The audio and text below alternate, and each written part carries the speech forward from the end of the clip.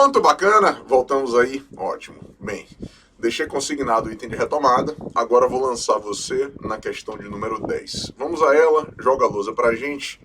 Caio está sendo processado criminalmente pela prática de crime de furto e, em sua resposta, alega ser improcedente a acusação, uma vez que discute na seara cível, importante dizer isso, em ação por ele proposta, a ilegitimidade da posse da réis pela suposta vítima.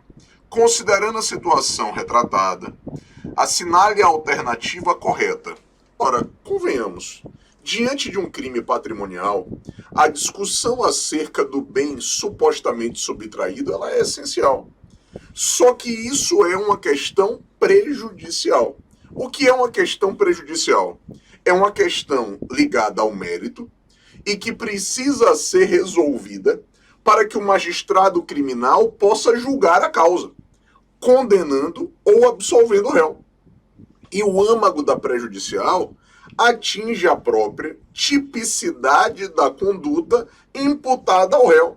Ora, convenhamos, no âmbito do crime de furto, se o suposto bem subtraído pertence ao réu, o fato imputado é atípico. Só que as discussões envolvendo posse, propriedade, normalmente são versadas na esfera cível. Então, uma prejudicial facultativa, regulada no artigo 93 do Código de Processo Penal, é aquela que diz respeito à matéria não penal distinta do estado civil das pessoas. E se ela for séria e fundada, o juiz criminal pode suspender o processo para que ela seja resolvida na esfera cível. Ora, Nestor, para que o juiz criminal suspenda o processo diante de uma prejudicial facultativa, é necessário que já exista demanda no cível em curso discutindo aquela questão. Posse, propriedade. Para além disso, se o juiz criminal suspender o processo criminal ficará suspenso até quando? Veja, o juiz criminal ele indicará o tempo de suspensão, o tempo em que ele se propõe a aguardar que o juiz do cível sentencie a demanda, resolvendo a prejudicial. Não precisa aguardar o trânsito em julgado. Superado esse prazo sem sentença no cível, o juiz criminal ele tem duas alternativas. Ou ele prorroga o prazo de suspensão, ou ele retoma o processo criminal, resolve a prejudicial e julga a demanda penal. Só que, se ele resolver na esfera penal, incidentalmente, essa questão prejudicial, aquela resolução não é apta a coisa julgada material. E estaremos aí, vou verticalizar o grau de complexidade do seu concurso, diante do princípio da suficiência da ação penal. O que é o princípio da suficiência da ação penal? Significa dizer que, eventualmente, a ação penal é suficiente para resolver, incidenter tanto, as questões prejudiciais. Essa é a ideia. Não é um tema bobo, não é um tema frequente, e é um tema que, quando é explorado, atropela muita gente. Acertar uma questão dessa significa ser catapultado lá para frente. Isso é muito importante. Não é uma questão das mais simplórias. Então vamos analisar cada uma das assertivas. Joga a lousa. Ora, assertiva A. O juiz poderá suspender a ação penal a depender tão somente da prévia propositura da ação cível pelo acusado. Falso. Ora, na prejudicial facultativa, realmente é necessário que já exista ação no cível em curso. Mas, além disso, é necessário que aquele tema seja sério, fundado e de difícil solução. Percebeu? Bacana? Tudo isso à luz, pode jogar a lousa, do que você extrai do artigo 93 do CPP. Maravilha. Agora, bem de bola. O juiz deverá suspender a ação penal até que se dirima no juízo cível a questão da legitimidade da posse. Deverá não. Ora, é uma matéria não penal diferente do estado civil das pessoas. Então essa prejudicial é facultativa. Se ela for séria, fundada, de difícil solução e já existir ação nocível em curso, o juiz criminal poderá suspender a demanda penal, aguardando a solução nocível da questão prejudicial. Tudo bem? Então joga a lousa. Quando a banca falou em deverá, a assertiva B ficou errada. Agora, C de casa. O juiz criminal pode resolver, incidenter tanto, a questão da posse sem que seja necessária a suspensão da ação penal. Verdadeiro. E aqui eu posso fazer uma conclusão. Qual é a conclusão importante? Estamos diante do princípio da suficiência da ação penal. Ora, quando isso é cobrado, muita gente se perde. Princípio da suficiência da ação penal significa que a ação penal eventualmente também poderá resolver incidentalmente as questões prejudiciais. Beleza? Tudo bem? Então, gabarito esperado, pode jogar a lousa. Nossa letra C de casa, importante, era a assertiva que estávamos procurando. Agora, D de dado. A resolução da questão prejudicial pelo juiz criminal faz coisa julgada. Falso. É uma resolução incidental, não é apta a coisa julgada material. Tudo bem? Bacana? Agora joga a lousa. Me permita ir para a assertiva E. Não há possibilidade de suspensão da ação penal. Falso, absolutamente equivocado. Há essa possibilidade, sim. O juiz criminal é que delibera se ele vai suspender ou não a demanda penal para aguardar nocível a solução da prejudicial. Tudo bem? Tranquilo? Agora eu vou avançar. Pode jogar a lousa. Vamos para a questão de número 11. Na teoria geral dos recursos, fala-se em efeito iterativo ou diferido. Assinale a alternativa que contempla recurso ou ação autônoma em que referido efeito está presente. Ora, o que é o efeito iterativo, reiterativo, diferido ou regressivo? Veja, é o efeito que permite que o magistrado se retrate da decisão proferida diante da interposição do recurso. Os três principais recursos dotados de efeito iterativo no âmago penal são o recurso em sentido estrito, o agravo em execução e a carta testemunhável. Então, diante dessa realidade, pode jogar a lousa para mim. Vamos às assertivas. Apelação, falso. Revisão criminal é uma ação autônoma de impugnação, falso. Recurso extraordinário, falso. Mandado de segurança, equivocado também. Recurso em sentido estrito, gabarito esperado, à luz do artigo 599 do CPP. Aqui eu posso fazer uma primeira observação. De que maneira? Enquadramento terminológico. Vamos trazer valor agregado? Ora, esse efeito chamado de iterativo, ele também ganha um outro contexto. Que contexto, Nestor? Olha a terminologia que nos interessa. Eu quero destacar ainda, como terminologia pertinente, ele também é chamado de reiterativo ou regressivo. Tudo bem? E numa segunda observação, eu aponto o agravo em execução e a carta testemunhável também oportunizam juízo de retratação. Tá claro? Beleza? Então, gabarito esperado, letra E de escola, recurso em sentido estrito. Maravilha. Eu vou ingressar agora com você na nossa questão de número 12. Vamos avançar, empenho nesse módulo de questões, pode jogar a lousa. Na questão 12, Tício foi absolvido da acusação de prática do crime de homicídio qualificado. Inconformado com a decisão, o MP interpõe recurso de apelação por entender ser a decisão manifestamente contrária à prova dos autos. Dado provimento ao recurso e submetido a novo julgamento pelo tribunal do júri, Tício é agora condenado pela prática de crime de homicídio qualificado a pena de 12 anos de reclusão. Com base em tais informações, afirma-se corretamente. Então vamos lá.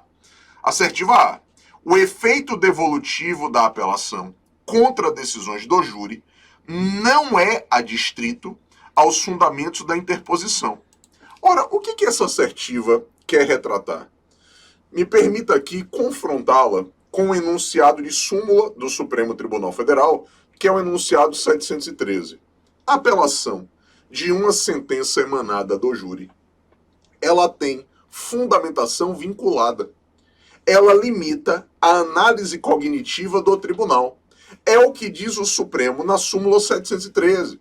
O recurso de apelação de uma sentença emanada do júri, ele tem cabimento nas estritas hipóteses do inciso 3 do artigo 593 do Código de Processo Penal. Tudo bem? Bacana? Então, quando a primeira assertiva, a nossa letra A, aponta que não há essa análise restritiva, ela está equivocada. Então, joga a lousa. Assertiva A, falsa, e vai me permitir lançar você na assertiva B. Não se cogita a possibilidade de interposição de recurso de apelação quando houver injustiça no tocante à aplicação da pena. Ora, por favor, me permite um parêntese. Nós temos 4 fundamentos para apelar de uma sentença emanada do plenário do júri. Nulidade posterior à pronúncia, erro ou injustiça no tocante à aplicação da pena ou da medida de segurança, juiz que se distanciou dos quesitos ou do próprio texto da lei, ou quando os jurados decidem de forma manifestamente contrária à prova dos autos. Todos esses fundamentos estão no inciso 3 do artigo 593. Então, é evidente que se existe erro ou injustiça no tocante à aplicação da pena ou da medida de segurança, cabe sim apelação. Por isso, joga a lousa. A nossa assertiva B, falsa, à luz do artigo 593, inciso 3, a linha C de casa do Código de Processo Penal. Bacana? Agora, assertiva C. No caso das sentenças do júri, a apelação é recurso vinculado e não de fundamentação livre. Verdadeiro. É o gabarito esperado à luz da súmula 713 do STF, que eu vou conjugar com o artigo 593, inciso 3 do CPP. Realmente é um recurso com fundamentação vinculada, porque ele é cabível apenas nas estritas hipóteses do inciso 3 do artigo 593. Tudo bem? Agora, vamos às demais assertivas. Joga a lousa. Me permita ir para a assertiva D de dado. Com base no princípio da ampla defesa, é possível que a defesa interponha recurso de apelação contra a sentença condenatória pelo mesmo fundamento, ou seja, decisão contrária à prova dos autos. Essa assertiva aqui é falsa. Sabe por quê? Se os jurados decidirem de forma manifestamente contrária à prova dos autos, cabe apelação. O êxito do apelo autoriza que o Tribunal de Justiça casse o julgamento e mande o réu para o novo júri com outros jurados. Se no novo júri, com outros jurados, mais uma vez os jurados decidirem de forma manifestamente contrária à prova dos autos, paciência. Aí a vontade do povo vai preponderar. Então, esse fundamento da apelação só pode ser invocado uma única vez. Pode jogar a lousa.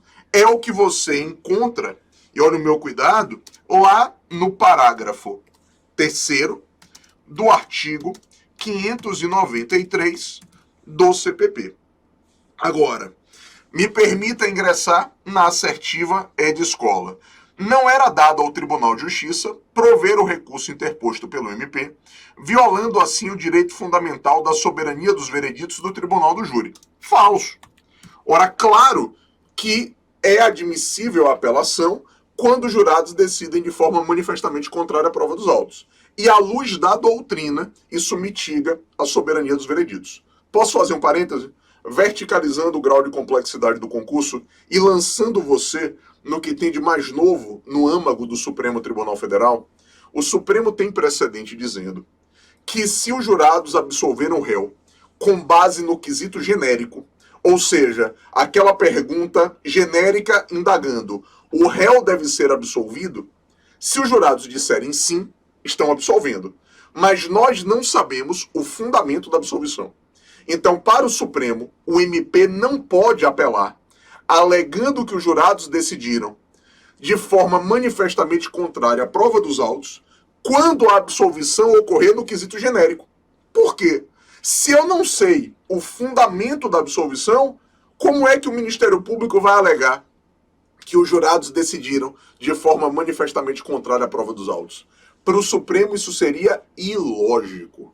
Então, muito importante, a absolvição pautada no inciso 3 do 483 do Código de Processo Penal, ora, ou seja, jurados absolvem no quesito genérico, MP não poderá apelar alegando que os jurados decidiram de forma manifestamente contrária à prova dos autos. É o entendimento do STF.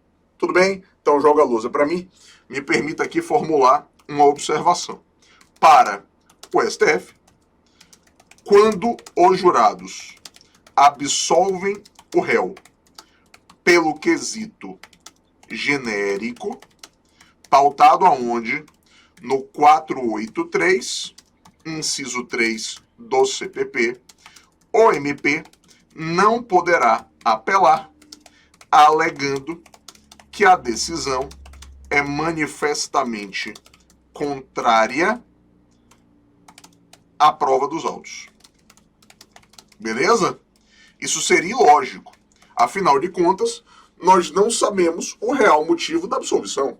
Os jurados, inclusive, podem ter absolvido por clemência. Então, o Ministério Público não pode argumentar que eles decidiram de forma manifestamente contrária às provas. É o entendimento do STF. Tudo bem? Agora me permita avançar. Joga a lousa. Vamos ingressar na questão de número 13. A respeito do inquérito policial, assinar a alternativa correta. Beleza. A. Para saber qual é a autoridade policial competente para um certo inquérito policial, utiliza-se o critério ratione loci e ratione materia. Verdadeiro. É o gabarito esperado já na largada. Ora, quando você indaga a atribuição da polícia, você pretende detectar, num país que mais parece um continente como o Brasil, quem é o delegado que tem dever funcional de instaurar o inquérito. E os dois critérios apresentados na assertiva são os mais paradigmáticos, são os mais importantes. O critério territorial, leia ratione loci, que me permite dizer o seguinte: o delegado que tem atribuição para instaurar o inquérito é o delegado que atua na circunscrição da consumação do crime. Então basta encontrar o local da consumação que você está detectando o delegado que tem atribuição para investigar. Tudo bem. Mas o critério ratione loci, o critério territorial, ele convive harmonicamente com o critério ratione materia, com o critério material. Ou seja, nós podemos ter delegados especializados na apuração de um determinado tipo de crime. E certamente você encontra isso na sua cidade. Quer ver? Delegacia de homicídios, delegacia de defraudações, delegacia de crimes tributários, delegacia de crimes contra a administração pública, delegacia de furtos e roubos.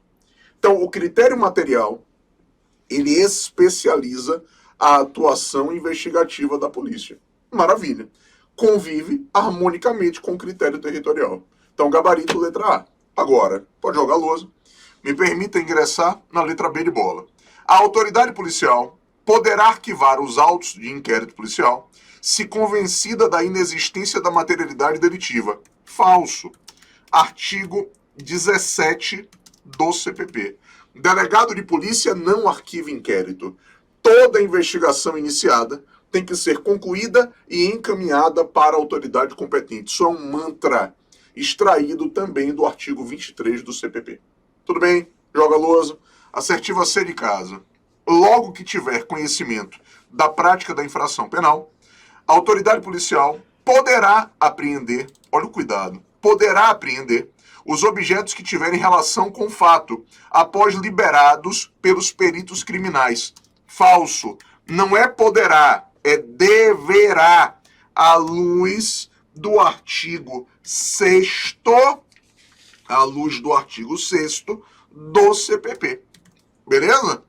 Então, olha que jogo, olha que cuidado, olha que escapadela. Trocaram o deverá pelo poderá para poder invalidar a assertiva. Agora, joga a lousa. Me permite ingressar na letra D de dado. Como peça obrigatória para o oferecimento da denúncia, os autos de inquérito policial acompanharão a denúncia ou a queixa. Essa assertiva é falsa. Por quê? O inquérito não é uma peça obrigatória para o ajuizamento da ação penal. Prevalece o entendimento, posição majoritária, de que o inquérito é um procedimento dispensável. O titular da ação precisa de lastro indiciário para ajuizar a demanda, que pode ser obtido do inquérito policial ou pode ser obtido de qualquer outra fonte de informação idônea. O inquérito é mais um na multidão. Agora, os autos do inquérito vão acompanhar a inicial acusatória? É o que diz o artigo 12 do CPP. Isso está correto. Veja, posso verticalizar o grau de complexidade? O pacote anticrime introduziu a figura do juiz das garantias, que ainda está suspensa. Mas o pacote anticrime estabelece que a matéria de competência do juiz das garantias vai ficar acondicionada na sede deste juízo e não será transportada para a fase processual, salvo as provas cautelares, irrepetíveis e as provas produzidas em incidente de produção antecipada. Mas esse contexto do juiz das garantias, artigos 3º-A a 3º-F do CPP, ainda está suspenso. Então hoje, de maneira ortodoxa, os autos do inquérito, quando servirem de base para o ajuizamento da ação, acompanharão a denúncia ou a queixa. Beleza. Agora, inquérito não é indispensável. O inquérito é um procedimento dispensável. Por isso, a assertiva está falsa, joga a lousa, e ela está correlacionada com o artigo 12 do CPP. Beleza. Agora, assertiva E. O inquérito policial é um procedimento administrativo de natureza acusatória, escrito e sigiloso. Falso. O inquérito é um procedimento administrativo, mas não é de natureza acusatória, é de natureza inquisitiva. Nós temos ali a aglutinação de funções e não separação de tarefas. Ora, eu não tenho relação processual, não tenho partes. Ora, esse é um contexto inquisitório e não acusatório. Agora, ele também é escrito e sigiloso. Tudo bem? Beleza? Então, essa sutileza semântica que invalidou a questão não é um procedimento acusatório, é um procedimento inquisitório. Tudo bem? Tranquilo? Então, joga a lousa. Vamos avançar. Questão de número 14. No que se refere à prova testemunhal, assinale a alternativa correta. Vamos lá. Vamos identificar. Assertiva A. Não se admite no processo inquérito policial a presença de testemunhas indiretas, que são as que depõem sobre conhecimentos obtidos por intermédio de terceiros. Falso. Admitimos sim. Caberá à autoridade, ao oportuno tempore, dar o devido valor àquele testemunho. Agora, nós podemos empregar testemunhas indiretas? Podemos sim, não há problema algum. Além disso, pode jogar a lousa. Assertiva B de bola. É característica do testemunho a sua objetividade. Isto é, a testemunha, como regra geral, depõe sobre fatos percebidos pelos seus sentidos, sem emissão de juízos de valor ou opinião pessoal. Beleza, verdadeiro. Esse é o gabarito esperado. A objetividade orienta o testemunho. A testemunha vai depor sobre o que viu, sobre o que ouviu, acerca do que tem conhecimento. Não é um elemento opinativo, não é achismo. A não ser que uma certa identificação de valoração pessoal seja indissociável do contexto do testemunho, do contexto do depoimento. Eis a interpretação, joga a lousa, que nós extraímos, e você vai conjugar, artigo muito importante, do 213 do CPP. Maravilha. Agora, C de casa. A oitiva das testemunhas acontece no lugar que for a ela conveniente. Meu Deus, falso. Ora, a testemunha será ouvida no departamento de polícia ou na sede do juízo. E, eventualmente, a testemunha pode ser ouvida empregando o sistema de videoconferência. Essa é a ideia. Agora, algumas autoridades, devidamente listadas no Código de Processo Penal, podem ajustar o dia, a hora e o lugar do depoimento com o juiz. Ajuste e não conveniência específica da testemunha. Isso estaria totalmente equivocado. Joga a lousa. É a exegese que você faz do artigo 221 do CPP. Beleza. Agora, D de dado. A judicialidade não é característica da prova testemunhal. A vista de sua produção se dá também em inquérito policial. Falso. Claro que a valoração do testemunho acontecerá diante do depoimento prestado em juízo, até em sede de inquérito. Na instauração de incidente de produção antecipada de prova, ele é deflagrado perante o juiz. Claro que as pessoas que têm conhecimento do fato são ouvidas pelo delegado de polícia, a toda evidência, em que pese a raquítica previsão do artigo 6º do CPP, que não fala expressamente em testemunha. Tudo bem. Então, a testemunha, ela é a pessoa que é ouvida perante a autoridade competente, devidamente compromissada e, usualmente, compromissada, né? Porque, excepcionalmente, veremos, algumas pessoas não são ali compromissadas dentro de um contexto legal regulamentado. E a testemunha é uma pessoa desinteressada. Mas o cenário de ser ouvida na fase investigativa não desnatura o reconhecimento da correspondente judicialidade. Então, joga a lousa, assertiva falsa e letra E de escola. Informantes não são classificados como testemunhas por conta das informações sigilosas que detêm. Falso. Quem são os informantes? As pessoas que não prestam compromisso de dizer a verdade. Então, nós temos os parentes próximos do imputado, em consonância com o 206 do CPP. Nós temos ali as pessoas com deficiência mental e os sujeitos em virtude da pouca idade. Então, temos um cenário, pode jogar a lousa, devidamente instituído no artigo 208 do CPP, que regula as pessoas que não prestam compromisso. Leia-se informantes. Então, não é em virtude de informações sigilosas. Essa aqui é aquela projeção de invenção da banca examinadora. Tudo bem? Tranquilo? Então me dou por satisfeito nesse bloco. No próximo bloco, continuaremos aí na nossa labuta das questões. Até já.